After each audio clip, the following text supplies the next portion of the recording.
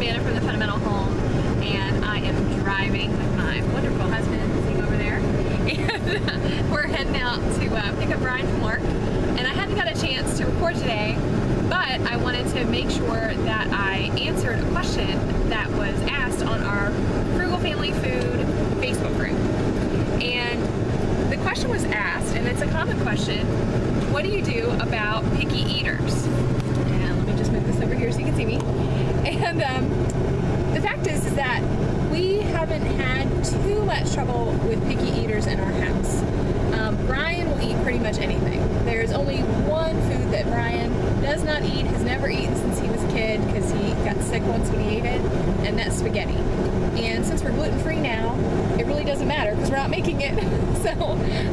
But even before, when we used to make it, because he wasn't picky and that was the only thing that he didn't eat, we really didn't make a big deal of it. If we planned spaghetti, we would plan something separate for him. With Ricky, he's never really been picky. He's never been fond of pasta either, or breads. And it turns out he needed to be gluten-free, so I guess his body was just telling him something that he needed to know. But anyway, we did serve breads and pastas, and he didn't like them. Brian wasn't a huge fan of them. My husband's not a huge fan of them. So I always tried to stick to things that were mostly meats and vegetables anyway. But that's just because the whole family felt that way. And so, railroad track. So I just tried to make sure that the things that I was putting out there were things that everyone enjoyed. Brianna is probably our pickiest eater. For her, it's more about texture. So I do a lot of things just to try to make sure that the texture is something that is not going to be a problem for her. So like when I make chili, or I make a lot of the really thick vegetable-y soups, I use my food processor to make sure they're ground down so that they're not really there, but they're there. So that's how we deal with that. So I do a lot to accommodate different food issues, because I think, like everyone, I just want my family to be happy. You know what I mean? And I'm not going out of my way to do it. I mean, there are things that I make that certain people aren't fond of, and from time to time we will try to make them something different. Like, I'm not going to make something different, because if I make a big meal, there's the meal, and eat it or you don't. But there's other things there that they can eat. You know, when they were younger, I just made things that they enjoyed, but now that they're older, I think that they can handle that. And so they're perfectly capable of going and making themselves something else if they're not happy with what I have, so long as they don't touch anything that I have already in planned use for. So my hair is blowing in my face because of the air conditioning. Anyway, I'm really sensitive to the issue of picky eaters because I was a picky eater. My dad grew up in a household where you ate what was put in front of you. And if you did not eat it right then you were served it at the next meal. And you did not get anything else until you finished what you ate. And it kind of impacted how he raised me, because he hated that. You can imagine how he hated that. So my sister and I were never forced to eat anything that we didn't like. Which was kind of good and kind of bad. And know that I'm not being critical of my parents. I think that they really are great parents. They certainly tried their best.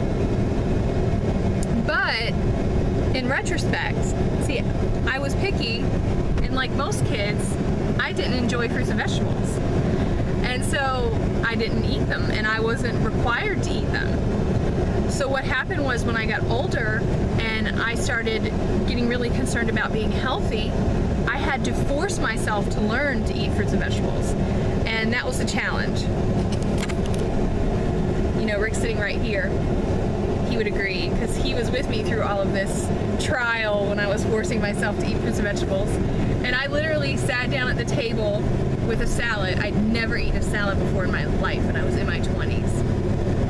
And I just purchased one from the store that I thought was pretty. And it was like like what were they kind of greens? Field greens.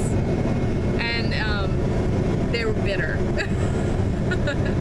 And I took one bite, and I am not kidding you, I got sick the entire night. That is accurate, is it not? That is very accurate. So the entire night I got sick. But that I'm a determined person, if you don't know this about me. So I forced myself to keep eating all the fruits and vegetables. And because of my experience with that, I really wish that somebody had forced me to do it when I was younger. I wish that they hadn't been so accommodating with my pickiness. I wish they'd have made me do it. I really do. And so I've tried to strike a balance between forcing my children to eat things that I think are healthy for them and not being some ogre just, you know, forcing food down their throat. Do you know what I mean? So when they were younger, we did require them to try things.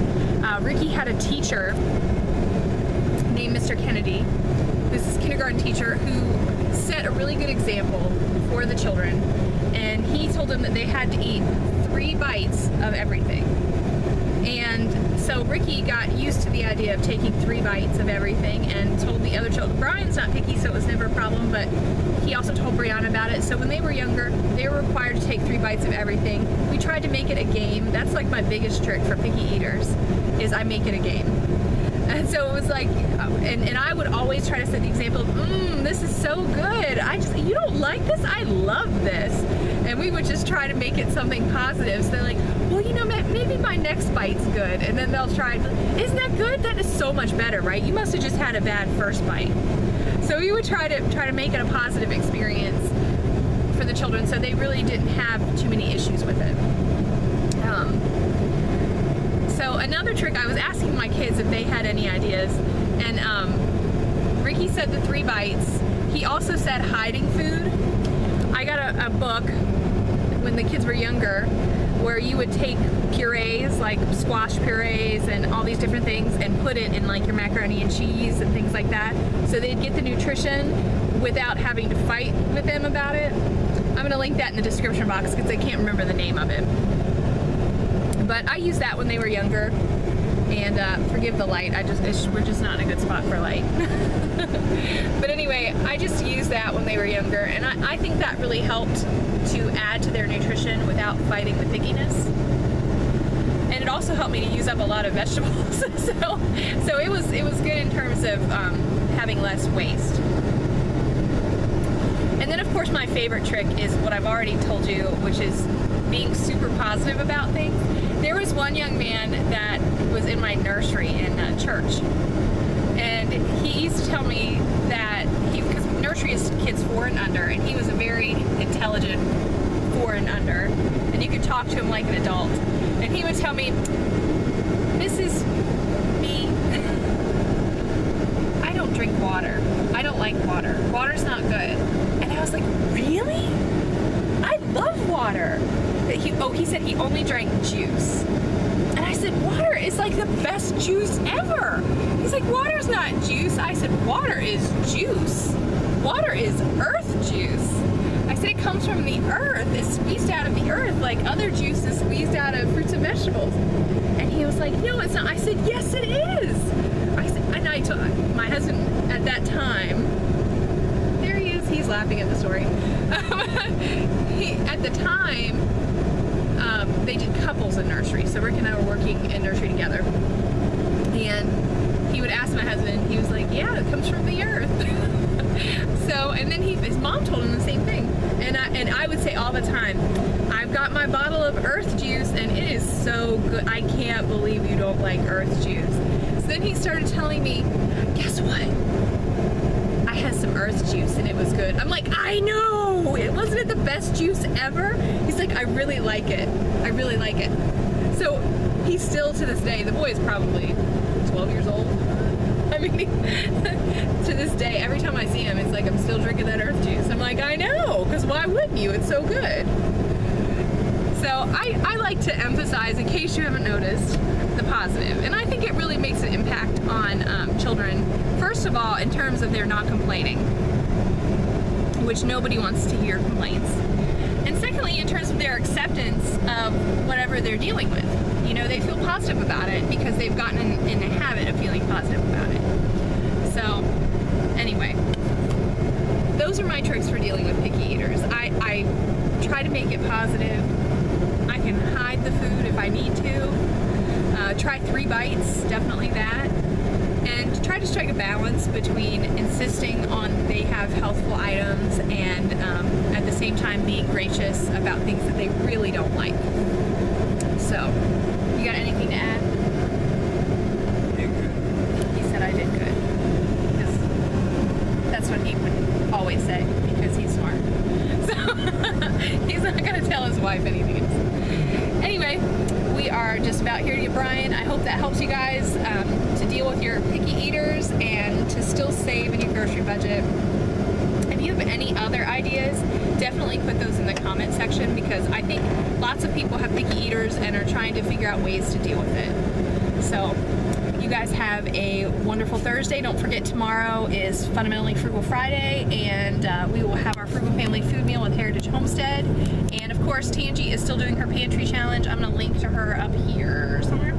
And you can see her new video. I think she's doing a really great job of trying to just live off of things in her pantry and the things she's growing in her garden. And my life is a pantry challenge, otherwise I would do it for you. But anyway, that's it. You guys have a great day, and I will see you tomorrow.